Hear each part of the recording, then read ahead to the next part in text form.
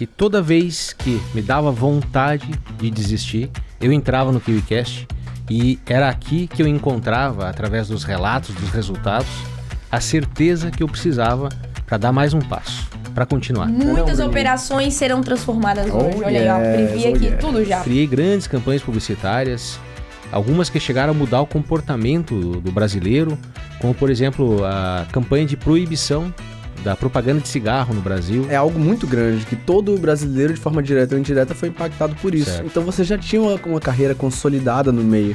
O que é que te fez sair de um caminho tradicional na publicidade? Tudo ia muito bem até aparecer a internet e o marketing digital. Então ficou um mercado que ele foi perdendo a força, a pujança que ele tinha. Mas o que é que fez você pivotar a carreira e largar tudo que você construiu para, cara, eu vou me arriscar nesse mercado?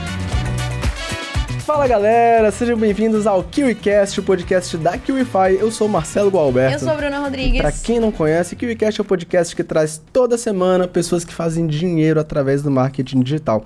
Olha só, criar uma oferta irresistível é o que separa quem patina no digital de quem escala e tem resultados absurdos. E o cara que tá aqui hoje entende disso melhor do que ninguém. O nosso convidado saiu da publicidade tradicional e encontrou no digital uma nova maneira de fazer o que sempre fez de melhor: criar mensagens persuasivas que realmente convertem. Ele entendeu que não basta ter um bom produto, é a oferta e a forma como você apresenta que fazem a diferença. Com um olhar afiado para copy e criação de ofertas, ele transformou sua experiência no mercado e construiu um negócio milionário. E hoje ele ensina outras pessoas a fazerem o mesmo. E chegou a sua hora de aprender com ele também. Tá preparado, Bruninho? Estou muito preparada, esse episódio tá incrível. Vocês não podem sair daqui, viu? Então vamos chamar? Bora lá, quem é? Recebendo sua premiação de R$1 milhão faturados apenas na KiwiFi. Seja bem-vindo, David Keller. Antes de tudo, obrigado, Marcelo, Bruna, pela oportunidade. Para mim, estar aqui no KiwiCast, mais que a realização de um sonho, tem um significado muito especial, porque eu lembro quando eu estava começando no digital, os desafios que eu estava vencendo, e toda vez que me dava vontade de desistir, eu entrava no KiwiCast e era aqui que eu encontrava, através dos relatos, dos resultados, a certeza que eu precisava para dar mais um passo, para continuar. E aí veja só, hoje eu mudei de lugar, eu saí daí para estar aqui.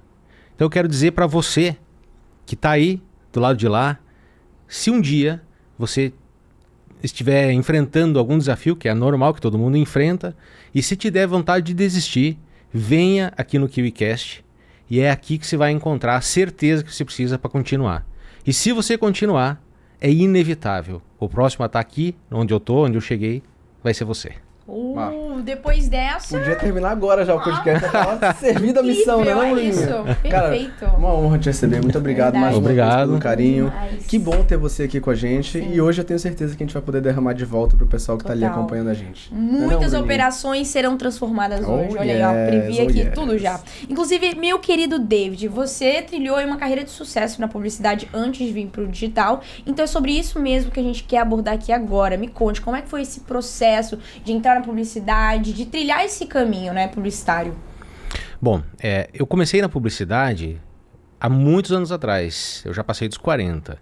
Então, na época que eu comecei, com meus 18 anos, eu comecei na publicidade só porque eu sabia desenhar e mexer no computador.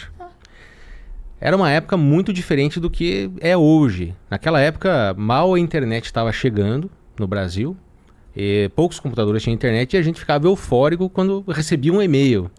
Então é difícil de imaginar aquele mundo nos dias de hoje, mas as agências de publicidade naquela época era o que se tinha de mais moderno, comparado com as startups que tem hoje em dia. Então a gente tinha mesa de ping-pong, tinha mesa de sinuca nas agências, brincadeira, violão, era um ambiente muito moderno. E foi nesse ambiente que eu entrei, que eu comecei, né? E foi muito legal, durante muito, muito tempo eu fiz carreira nesse mundo, me desenvolvi, criei grandes campanhas publicitárias, algumas que chegaram a mudar o comportamento do brasileiro, como por exemplo a campanha de proibição da propaganda de cigarro no Brasil, aqueles versos das carteiras de cigarro. Então eu ajudei a criar aquela campanha, fiz parte, e muitas outras. E tudo ia muito bem até aparecer a internet e o marketing digital. Por quê, cara? Porque a internet trouxe acesso à informação muito fácil. Então, antes, para começar a trabalhar na publicidade, a gente não tinha uma formação normal. Era muito comum a gente ter muito artista, poeta. Paulo Leminski, o grande poeta lá do Paraná, ele era redator publicitário, mas era poeta também. Então era muito comum você ter pessoas de várias áreas que ou se tornavam redatores, né, copywriters, ou designers. Alguém que era artista plástico, coisa desse tipo. Então, a internet, ela popularizou a informação e o acesso ao que pouca gente sabia fazer se tornou cada vez mais amplo. Ao mesmo tempo, o marketing digital ele começou a pulverizar as verbas publicitárias. Então, empresas que antes só anunciavam em rádio, TV, outdoor, começaram a anunciar também nas redes sociais. Tá? Então, ficou um mercado que ele foi perdendo a força, a pujança que ele tinha. Né? Agora, só de você falar que participou, por exemplo, da campanha publicitária da proibição do cigarro, não é proibição, né? Mas pelo menos incentiva a redução do uso do cigarro, né? Mostrando... Proibição da propaganda de cigarro. Perfeito. É algo muito grande, que todo brasileiro, de forma direta ou indireta, foi impactado por isso. Certo. Então você já tinha uma carreira consolidada no meio. O que é que te fez sair de um caminho tradicional na publicidade para mudar radicalmente entre aspas, né? Que o mercado digital tem suas semelhanças, mas o que é que fez você pivotar a carreira e largar tudo que você construiu para, cara, eu vou me arriscar nesse mercado? Foi o dinheiro mesmo. O dinheiro. O dinheiro. Sendo bem direto, o dinheiro. Sim. Teve um dia, eu dava aulas para formandos de publicidade. E aí, eu estava ajudando eles a entrar no mercado do trabalho, construir seu portfólio. E aí, eu descobri que o salário que eles estavam tendo para entrar no mercado publicitário era metade do salário que eu tinha quando entrei na publicidade 12 anos atrás. Aí aquilo me acendeu um alerta. Ficou claro para mim que o mercado estava mudando com muita força. Então, foi isso que me fez ligar o alerta e entender que eu precisava me atualizar no mercado. Porque estava acontecendo comigo o que acontece com muita gente que chega ali na meia-idade. As profissões hoje em dia, elas vão se atualizando de uma maneira muito rápida. Então, se a gente não se atualiza, se a gente não se recoloca no mercado de alguma forma, vai acabar caindo no ostracismo.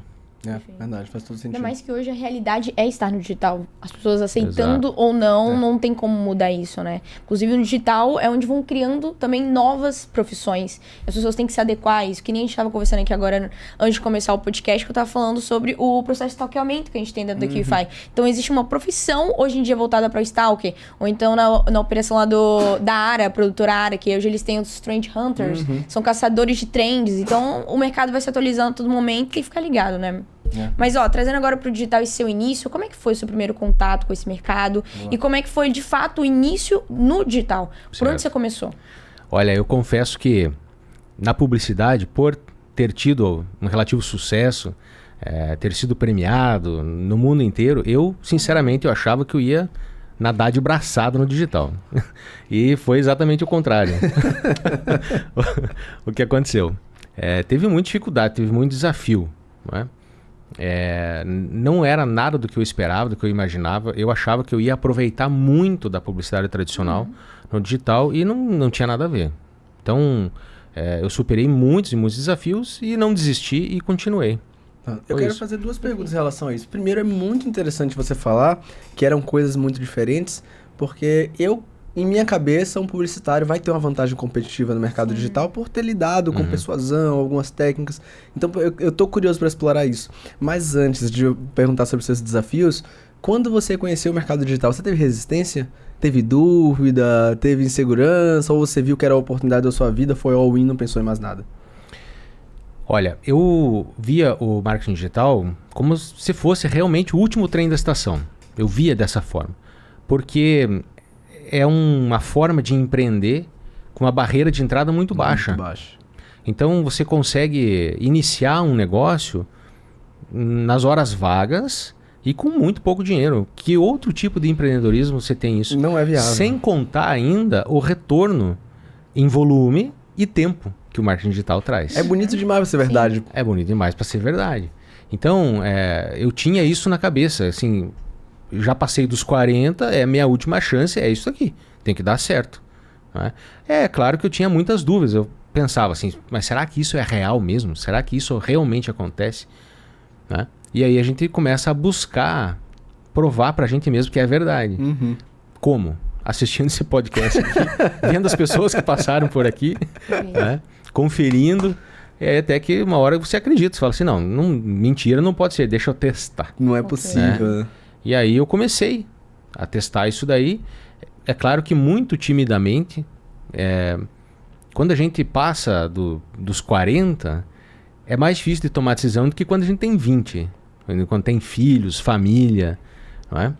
Quando tem 20, se der errado, tá tudo bem, né? Tá na casa dos pais, lá alguma coisa assim. Ou volta pra casa dos pais, né? A humilhação é voltar pra casa dos pais. Agora, quando você tem 40, você já sustenta a família, a humilhação é diferente. Tem gente que pode sofrer com a tua decisão. Então eu pensava muito nisso, né?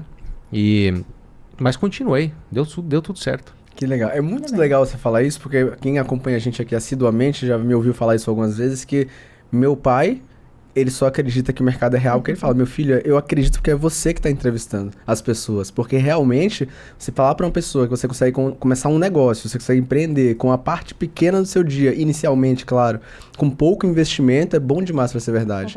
E as pessoas precisam de algo palpável para ver, e no final são os depoimentos que a gente encontra, por exemplo, aqui no KiwiCast, que fazem diferença. Agora, sem perder o fio da meada, né? Quais foram os desafios que você enfrentou? E eu sempre gosto de falar dos desafios porque cria um espelhamento muito grande para às vezes uma pessoa que está ali do outro lado e pensa que só ela está vivendo aquela circunstância, quando às vezes é algo muito mais comum do que parece. Né? Então conta pra gente, o que é que foi desafiador para você no início? Bom, o primeiro desafio foi que chegou um momento que eu entendi que eu precisava desaprender para aprender. Porque como eu tinha uma profissão, uma carreira já formada, então eu trazia uma bagagem muito grande de crenças, de coisas que eu acreditava que eram certas, que eram corretas. E eu sentia assim que era difícil abrir mão daquilo, era como se eu estivesse perdendo alguma coisa.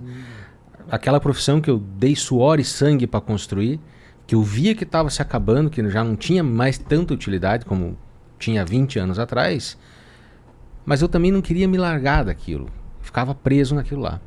Então, é a popular zona de conforto. Né? Eu sabia que eu precisava pegar aquele último trem. Eu sabia que não ia ter uma outra oportunidade do tamanho dessa. Mas, ao mesmo tempo, eu ficava preso naquela zona de conforto. Então, o que acontecia? Eu começava uma coisa ou outra timidamente ali no digital. Na primeira coisinha que não dava certo, alguém me chamava para fazer um trabalho lá de publicidade, lá eu deixava de lado o digital e voltava lá prestar algum serviço, fazer alguma campanha, dar uma consultoria, alguma coisinha assim.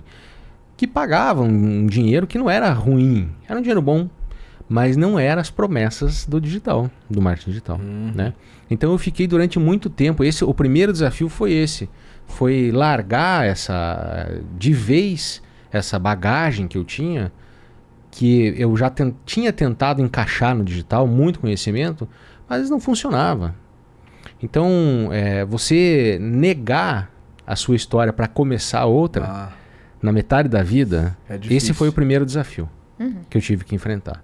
Mas assim, como qualquer dor que a gente tem, chega uma hora que você não aguenta mais a dor, e aí você ou toma um remédio ou vai no médico, é assim. Então, comigo foi a mesma coisa, chegou uma hora assim que eu joguei a toalha, falei, não, ok, então, não sei mais nada. Vou começar do zero. Aí calcei as sandálias da humildade e comecei do zero no digital. E você começou por onde no digital? Você começou no mercado de afiliação, já sendo produtor? Qual foi o seu caminho? Os testes mais sutis que eu fiz, assim, que eu fiz sem força mesmo, sem vontade, vamos dizer, foi como afiliado. As primeiras coisas que eu fiz. Eu vendi muito pouco. Aí assim, parecia que eu não queria que desse certo, de tão mal que eu fazia. E não deu certo. Aí chegou um momento que eu entendi que eu não levava a sério o negócio, e aí eu me forcei a levar a sério o marketing digital. E isso foi ali no começo de 2022. Bem no primeiro dia do ano, eu entrei em contato com todas as pessoas que eu atendia, os clientes, e cometi uma loucura. Falei para eles que eu não prestaria mais serviços, que não era mais para me ligar, que eu não ia mais prestar serviços. Queimou as pontes. Queimei todas as pontes. Eu não aconselho fazer isso. Não aconselho. Eu fiz isso porque eu já havia tentado de diversas formas e eu vi assim que eu desistia do digital para voltar à zona de conforto. Então eu queimei as pontes por causa disso. Não aconselho fazer isso. Não é necessário fazer isso. Você pode muito bem começar um negócio digital nas horas vagas. É possível. Mas eu fiz isso para me forçar, né? Então eu tinha um pouquinho de dinheiro, de caixa, e nesse dia 1º de janeiro eu entrei no modo caverna e eu falei, eu só vou sair daqui quando eu estiver fazendo muito dinheiro no digital. Então assim, foram 10 meses que eu fiquei entranhado lá, trabalhando de 14 a 16 horas por dia, tentando decifrar aquele mundo, né? E comecei criando ofertas, não como especialista, né?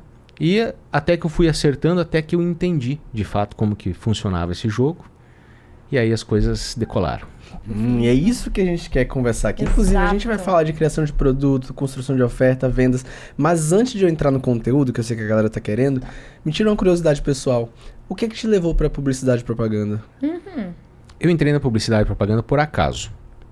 Na verdade, eu saí de uma cidade do interior do Paraná, chamada Prudentópolis, e fui para Curitiba para fazer o terceirão e o vestibular.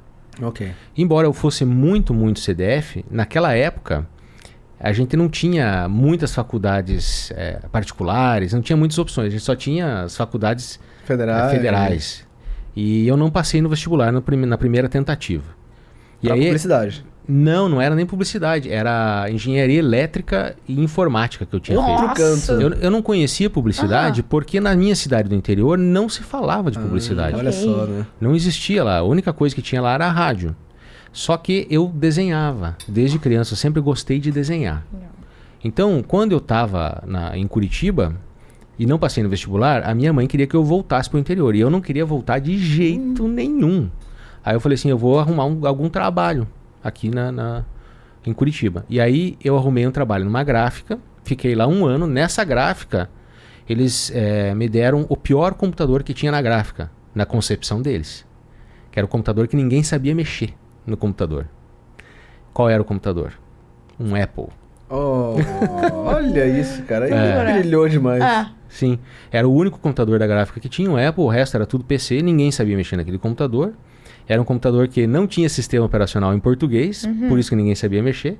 E ele tinha aquele computador lá porque algumas agências de publicidade estavam começando a enviar trabalhos que abria só naquele computador. Caraca. Olha só. Entendi. E aí, eles falaram, então pega esse computador aqui. E aí não sabia mexer, não sabia inglês também. Mas a vontade era tanta de ficar em Curitiba que eu peguei um dicionário de inglês, os manuais do computador, e eu fiquei decifrando aquele computador. Então, assim, no período de 1 ano, eu aprendi a mexer no Photoshop, no sistema operacional do Mac. E como tinha pouco trabalho ainda, eu desenhava capas de disco naquele computador. Caraca. E aí, sem querer, eu acabei montando um portfólio de desenhos, e com esse portfólio, um certo dia eu passei numa agência de publicidade, que eu nem sabia o que era direito, não sabia o que eles faziam. E aí eles me contrataram na agência para eu trabalhar de publicidade. Então eu comecei na publicidade com meus 17, 18 anos, sem faculdade, sem nada. E é como eu disse no início aqui, era muito comum a gente ter naquela época artistas plásticos, poetas trabalhando na publicidade. Então aquilo era um caldeirão de criatividade. Sim. Lá dentro, assim, de pessoas que ganhavam salários muito bons, era salário de juiz a gente falava. Porque tinha muito pouca mão de obra, de gente que realmente sabia copy, de gente que sabia editoração eletrônica, a gente chamava, né? Que era desenhar no computador, basicamente. Sim. Né? Copyright. A gente não tinha curso de copy. Se não existia, ninguém sabia o que era. Então a gente fazia copy modelando livros, que era uma coletânea de anúncios internacionais que a gente chamava de anuário. Então todo ano vinha aqueles anuários e a gente ficava olhando aqueles melhores anúncios do ano, do mundo inteiro. A gente aprendia a cópia dessa forma. Caramba. E curso de Photoshop não existia. Hoje em dia a gente aprende Photoshop no YouTube. Total. Total. Então era natural que as pessoas que sabiam mexer no computador, desenhar no Photoshop, ganhavam muito bem. Sim, Foi consigo isso. enxergar. Olha Deve que ser coisa, né? sensacional pegar essa atualização, né? Fui pra Curitiba pra fazer engenharia Aham. e tinha uma vida inteira da publicidade. Como a vida é curiosa, né? Pois é. Interessantíssimo. Agora vamos falar de criação de produto, Bruninho? Let's go. Inclusive, com certeza tem pessoas que estão assistindo esse KiwiCast e estão naquela dúvida, naquela trava. Tá, quero iniciar no mercado, mas por onde? Qual nicho eu vou escolher? Me diga aqui agora, David, como identificar um mercado lucrativo, que você consiga fazer isso em menos tempo e que traga muito dinheiro? Uhum. Bom, depende muito do que você quer fazer no marketing digital, né? Eu posso falar de mim, da minha experiência e o que eu escolhi e por que eu escolhi. Eu gosto muito de independência, né? Quem aprende não depende, certo? O que é a independência que eu acredito? Que eu acredito não, que eu tenho certeza. Qual é a independência no marketing digital? É você conseguir criar suas próprias ofertas e andar sozinho. Você pode fazer tráfego? Pode. Pode fazer só copy? Pode. Mas você ainda vai depender de alguém, ou para fazer tráfego, ou para fazer, né? Ou para criar oferta, Sim, sim. certo? Agora, se você aprender como criar ofertas e copy, o tráfego, bem ou mal, você consegue fazer sozinho. Perfeito. Dá para fazer melhor? Claro que dá, né? Mas se você está começando, você liga lá os anúncios no gerenciador? No gerenciador de anúncios e bem ou mal vai rodar, porque aquele sistema tem uma inteligência. Aí depois que você acerta, estiver ganhando dinheiro, se você quiser contratar alguém ou se você quiser aprender tráfego, ok. Então isso eu entendi rápido. Então o que muita gente já fala aqui foi o que eu entendi. O 80-20 do negócio, o que é? É saber criar ofertas que vendem bem e você se torna independente. Então eu foquei muito em criar ofertas. Foi isso que eu fiz. Perfeito. E você tocou num ponto aí que talvez quem tá ali do outro lado ainda não tenha experiência, não pegou, mas que é ouro. Que é, hoje, se você tiver um tráfego muito bom com a copy ruim, você não vai conseguir vender. Não Mas vende. se você tiver uma copy muito boa com tráfego ruim, com certeza você vai fazer algumas vendas. Talvez não tanto quanto se o tráfego estiver super otimizado. Mas entre copy e tráfego, o 80-20 está na copy. Agora, eu percebo que tem pessoas que têm a clareza do nicho, sabe? Não, eu quero ir para esse caminho, eu quero ir para aquele, mas elas ficam presas na criação do produto no perfeccionismo. Elas não conseguem ir para frente porque elas acreditam que tem que ter o produto perfeito, que precisa fazer X, Y, Z e acabam que no final das contas elas não caminham. Então como é que eu posso fazer para não cair nessa armadilha e partir para execução? Pois bem, eu mesmo, antes de entender como que funciona o marketing digital, eu cheguei a criar produtos e gastar muito tempo sonhando que eu criaria o produto perfeito e que eu nunca lancei. Produtos meus, né? Antes de eu começar de fato no digital. O problema que eu vejo é que existem dois tipos de criadores de ofertas no marketing digital. Então existem as pessoas que se dedicam simplesmente a criar ofertas e não estão nem um pouco se importando com o produto. E, geralmente essas pessoas elas entram no marketing digital para fazer dinheiro mesmo. Sim. Então, e não tem nada de mal nisso, minha gente, tá? Tá tudo certo. O que essas pessoas fazem? Elas não pensam no produto, elas pensam na oferta. E aí elas buscam modelar ofertas que existem, ofertas validadas, que já sabe que funciona. E aí muda alguma coisa, mexe aqui, mexe lá e relança aquela oferta e começa a vender. Em que momento essa pessoa vai pensar no produto? A partir do momento que ela consolidou a promessa que ela fez na oferta. Então, se ela prometeu alguma coisa na oferta, ela tem que entregar um produto condizente com o que ela prometeu. Senão, vai ter reembolso. Exato. Né? Então, essa pessoa pensa assim. Agora, existe outro tipo de pessoa, que geralmente são os profissionais autônomos ou alguém que tem um conhecimento, que pode oferecer esse conhecimento para as pessoas. Essa pessoa ela não consegue pensar a partir da oferta. Ela começa a pensar a partir do produto. E aí, esse produto nunca tem fim. Porque ela quer oferecer o melhor, sempre o melhor, o melhor. E o que é o melhor quando uma pessoa está aprendendo uma coisa nova todo dia? É o melhor que não tem fim. Não chega nunca a lugar nenhum. Certo? O que acaba acontecendo? Essa pessoa nunca lança, ela fica travada. E, ao mesmo tempo, eu vejo que é uma certa prepotência de quem tem um conhecimento querer adivinhar se a pessoa que ela vai entregar o conhecimento vai gostar ou não vai. Pior, né? Ou querer dizer o que a outra pessoa precisa, o que é que vai fazer bem para a outra pessoa. Ao invés de deixar a pessoa decidir se ela vai gostar ou não do curso que ela está vendendo. As pessoas que começam a pensar a partir do produto não chegam a lugar nenhum. Ok. Que forte isso, hein? Hoje, É quase uma fala pra corte, hein, Bruninho? Se prepara aí, por favor. Corta! Pra nós. Mas olha só, pensando hoje no seu processo de criação de um produto, como é que você estrutura ele? Como, se você pudesse trazer aqui em passos, como estruturar um bom produto digital? Começando a pensar a partir da oferta, né? Vamos pensar assim, entender o que é oferta. Que eu acho que essa que é a maior dúvida das pessoas. Ok. Mas para entender esse termo que a gente usa no marketing digital, oferta, eu vejo que as pessoas que estão fora do marketing digital ou começando, existe uma confusão de semântica aí. Porque esse termo oferta, ele vem dos Estados Unidos, que é o que a gente modela muito, e lá eles têm o que eles chamam de offer. Só que offer para eles não é desconto. Desconto para eles é on sale. Então, no marketing, a gente trouxe esse termo oferta, e para as pessoas que a gente fala aqui no Brasil, oferta é um produto em desconto. Então, quando a gente do marketing fala para quem está começando oferta, as pessoas falam, não, é um desconto, eu não quero dar desconto no meu produto, quero vender mais caro.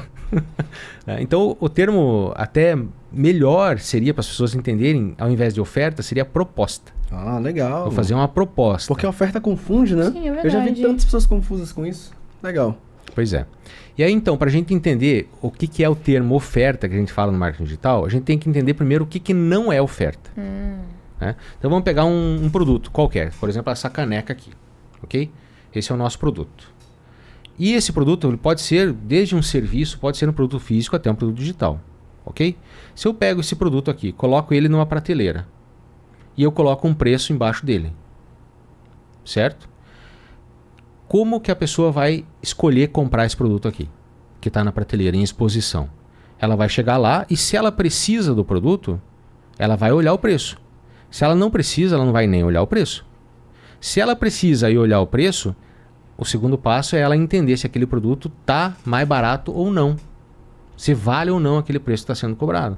Como que ela faz isso? Inevitavelmente é comparando com um outro produto com outro preço. Aí ela vai decidir se ela compra ou não.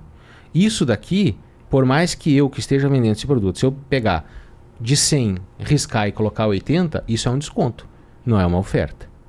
Oferta o que é? É quando eu tiro esse produto da prateleira e guardo ele embaixo do balcão. Agora ele está guardado. Porque oferta é o ato de oferecer. Para oferecer esse produto que agora não está mais na prateleira, ninguém sabe o preço, ele está embaixo do balcão. O que eu tenho que fazer? São 3 pilares. O primeiro pilar, e o que eu tenho que responder é assim, para quem eu vou oferecer esse produto? Qual o problema? O que eu vou oferecer para resolver o problema de alguém, dessa pessoa? E o terceiro pilar é como eu vou resolver esse problema. Aí sim, isso vai se tornar uma oferta. Então, esse processo de construção estratégico do quê? Para quem eu vou oferecer, o que eu vou oferecer para resolver o problema desse para quem e como eu vou oferecer, esse processo, essa construção desses pilares é o que torna, é uma oferta. E por que isso é tão importante? Porque dessa forma eu consigo construir o valor desse produto na mente de quem eu estou oferecendo antes de mostrar o preço. Portanto, qualquer preço que eu mostre depois do valor construído sempre vai ser mais barato do que quando o produto está na prateleira e a pessoa vai comparar com outro produto. Perfeito. Que legal, cara. Que legal porque, de certa forma, a gente consegue entregar uma metodologia já simples para uma criação de oferta baseada em 3 perguntas. Né? Existem até algumas metodologias, como o 3W2H, que ensinam esse tipo de construção, mas quando a gente consegue simplificar para quem, o que, como, é muito simples. Se você responde essas perguntas, naturalmente você vai chegar a uma construção de oferta e depois disso é otimizar ela, né? Isso. Agora, uma dúvida que eu tenho e que eu acho que você é a pessoa certa para responder é: como que eu pego um conhecimento, então, como por exemplo o seu conhecimento em publicidade, e crio uma oferta irresistível a partir disso? Bom, então são 3 passos, ok?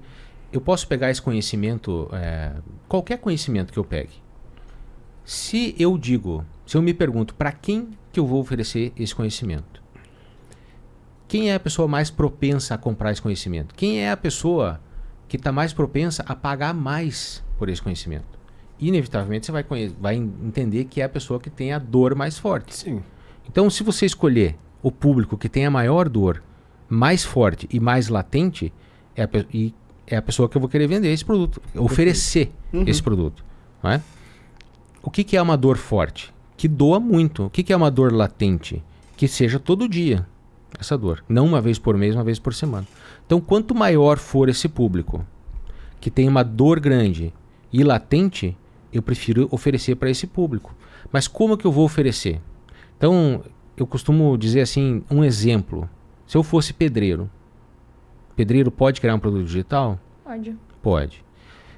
Qual é a dor latente de um público que ele pode suprir? De outros pedreiros, ensinar outros pedreiros? Não é isso.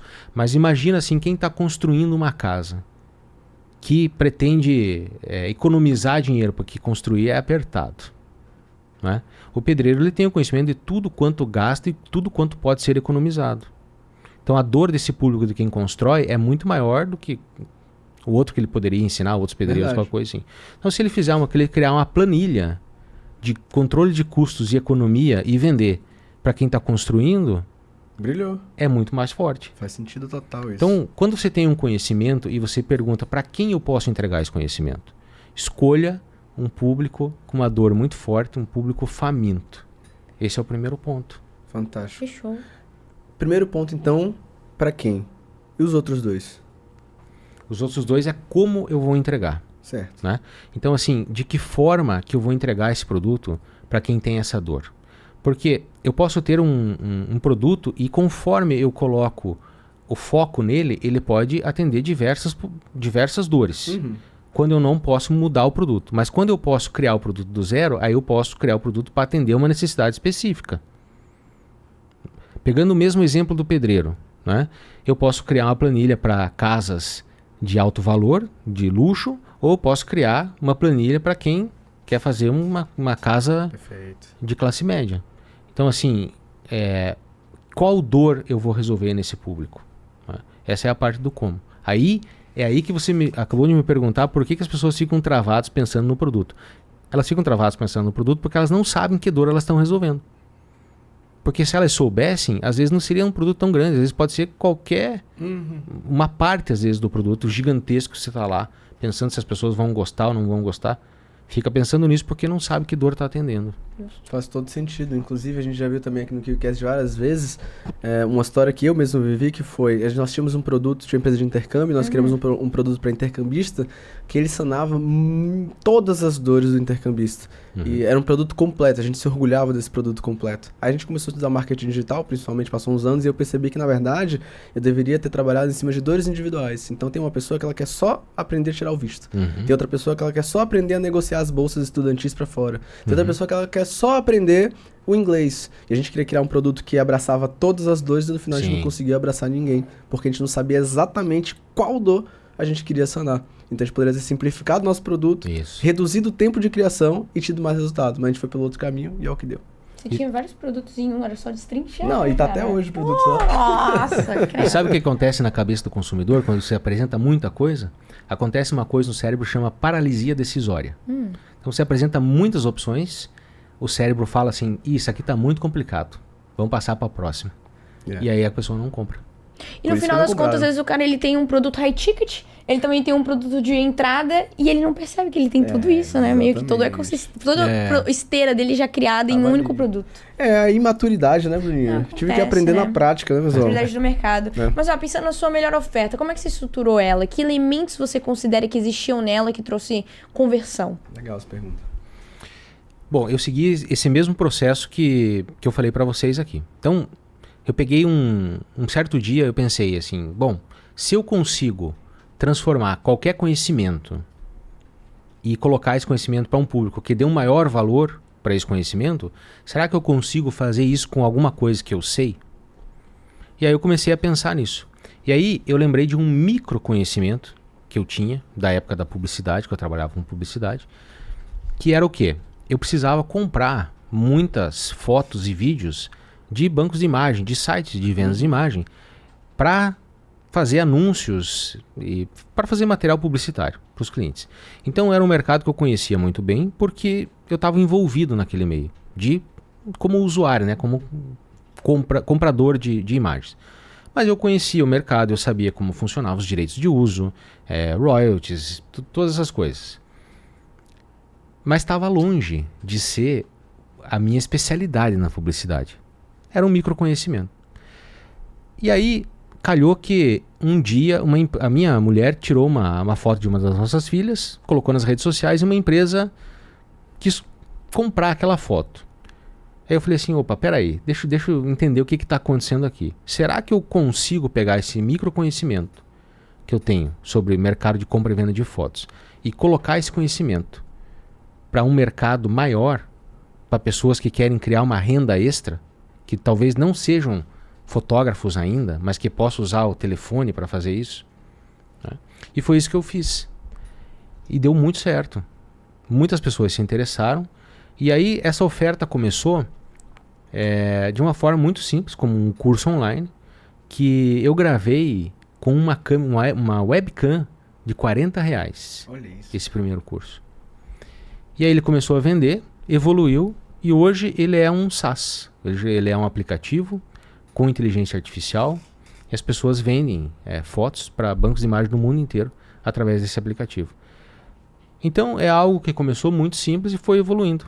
Que legal. Inclusive, isso faz eu olhar para trás nessa minha experiência com os produtos, e uma coisa que, olhando para os nossos erros que cometemos na época, é que nós construímos um produto, uma oferta, e a gente jogou no mercado sem necessariamente validar. A gente acreditou que tudo estava ali, ia funcionar, e a gente quebrou a cara e não conseguiu ter resultado.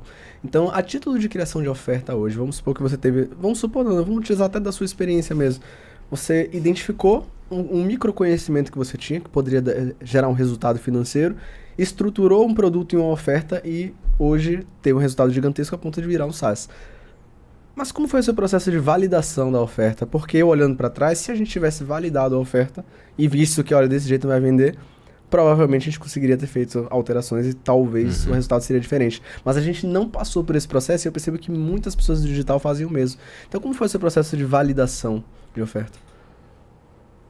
Mudou com o passar do tempo, né? Eu tive que aprender esse processo de validação também. Conta pra gente. Eu só tô falando isso porque provavelmente é diferente do que você tá pensando aí. Porque eu não me canso de falar para as pessoas. Tem muita gente que vem me contar a ideia. Eu tive uma ideia aqui, o que você acha de uma ideia assim? Será que dá certo? E aí eu sempre digo a mesma coisa, só testando. Por mais que a gente tenha a sensação que vai dar certo e a gente quer que dê certo, a gente sempre tem na nossa cabeça o viés de confirmação. Então se tem uma ideia, se quer que ela dê certo, você só vai enxergar coisas no mundo e na vida que comprovam que ela dá certo. Porque é só isso que você quer enxergar, que ela dê certo. Mas não dá para ir por esse caminho. Então o caminho correto tive uma ideia, nem conta para ninguém. Não conta para ninguém. Já vai testar. O que é testar uma ideia, testar uma oferta? Você tem que pegar esses elementos que eu acabei de falar. Então, para quem que eu vou vender, como que eu vou, o que eu vou resolver de dor e como que eu vou vender. O como é o terceiro passo, que é o copy, que é onde eu vou focar nos benefícios, em como que eu vou apresentar esse produto, né? Faz essa parte, você não precisa criar o produto. Teve vezes que eu testei ofertas só com uma página de vendas de produtos que não existiam. Só com um botão de compra. E às vezes não tinha nem checkout.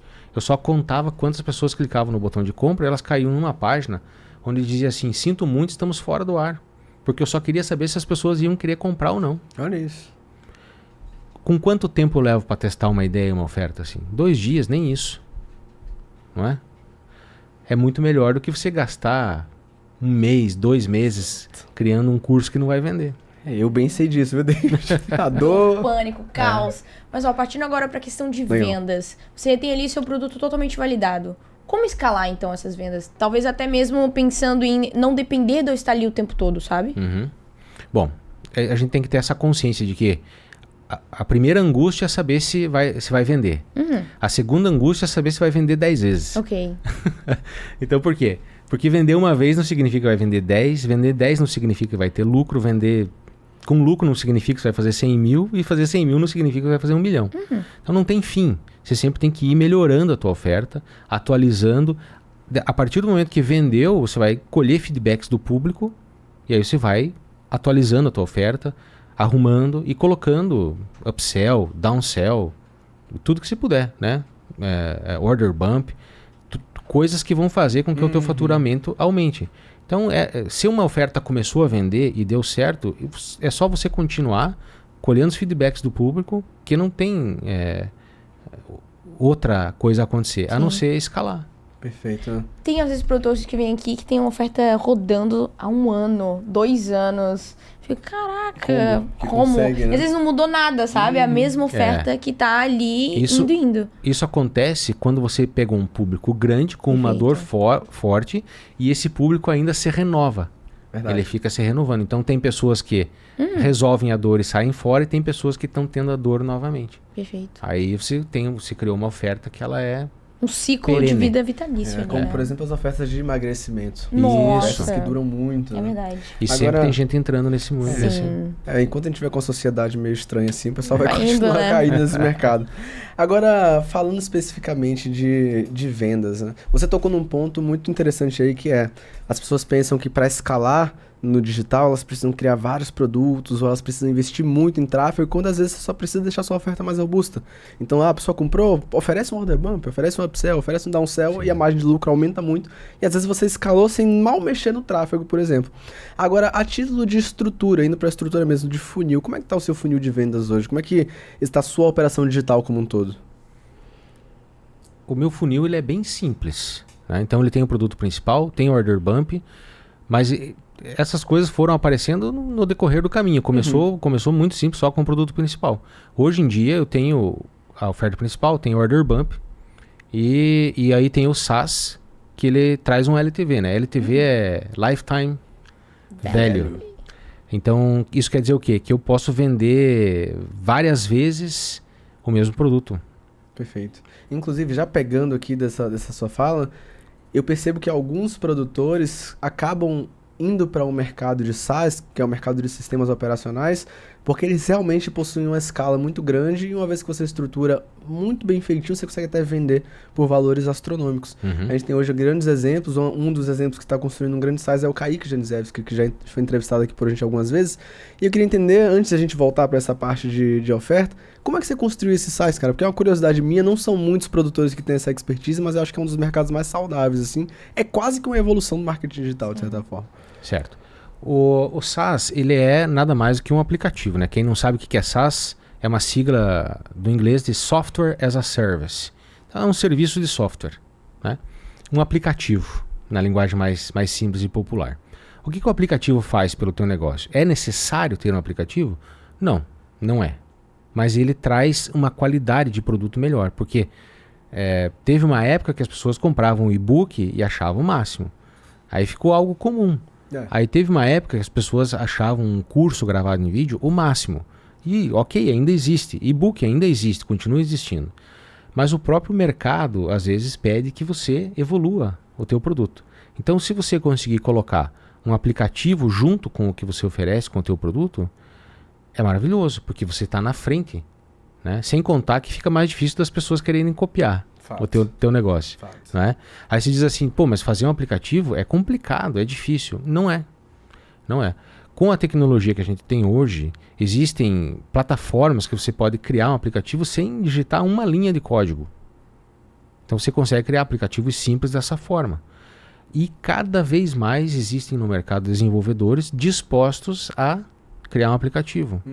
Então, ele é uma saída ótima, você conseguir criar um aplicativo, sem contar o fato que você acabou de expor aqui, que quando você cria um negócio robusto, que tem não só o curso, né, mas um aplicativo também, além de você fazer a venda para a pessoa, você ganha equity, que você está construindo um negócio e esse negócio tem valor.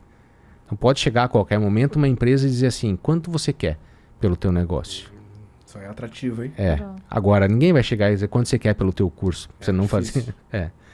Então eu acho que essa é a grande vantagem de você criar um aplicativo. Hoje o seu aplicativo, ele funciona como uma assinatura? Ele funciona como assinatura e já teve uma época que eu vendia anual, sem assinatura. Agora eu vendo como assinatura. E nessa assinatura, como é que você faz pra manter a galera renovando ela dentro desse aplicativo? Você tem que prestar um serviço de qualidade, muito bom. Você tem que estar sempre atualizando, trazendo coisas novas.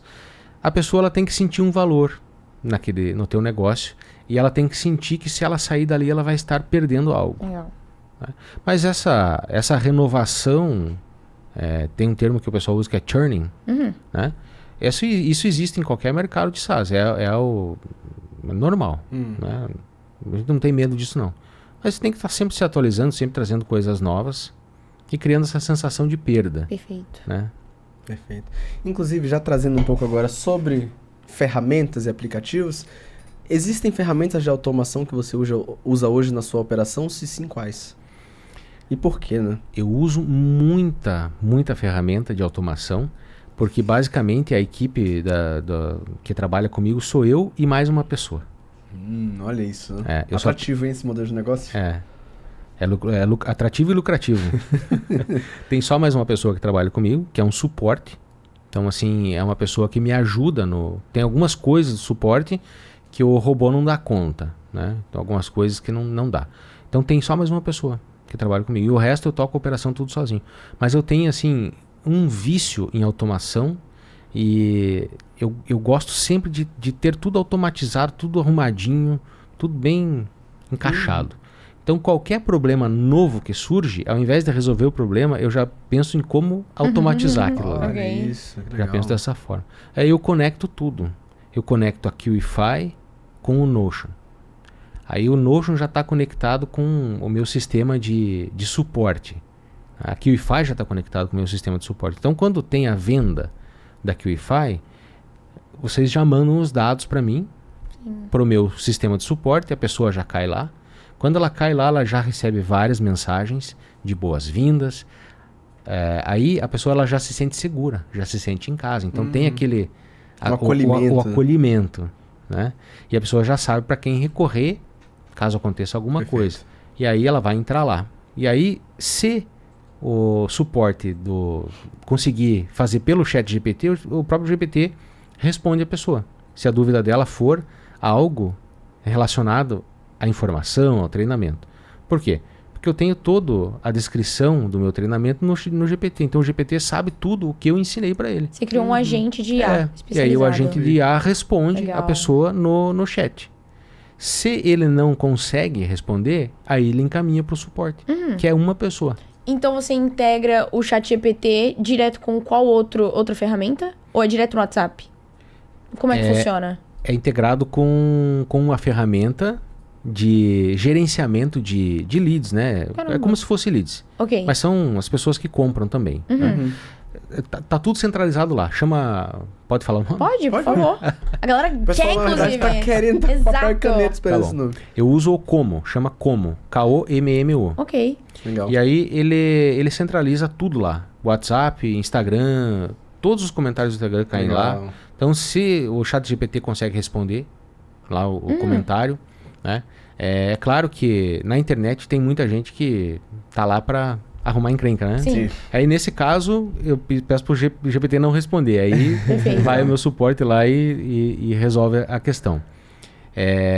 Da mesma forma, a QIFI manda as informações e cai lá e aí responde pelo WhatsApp. Então é tudo conectado. Legal. E tudo automatizado e conectado.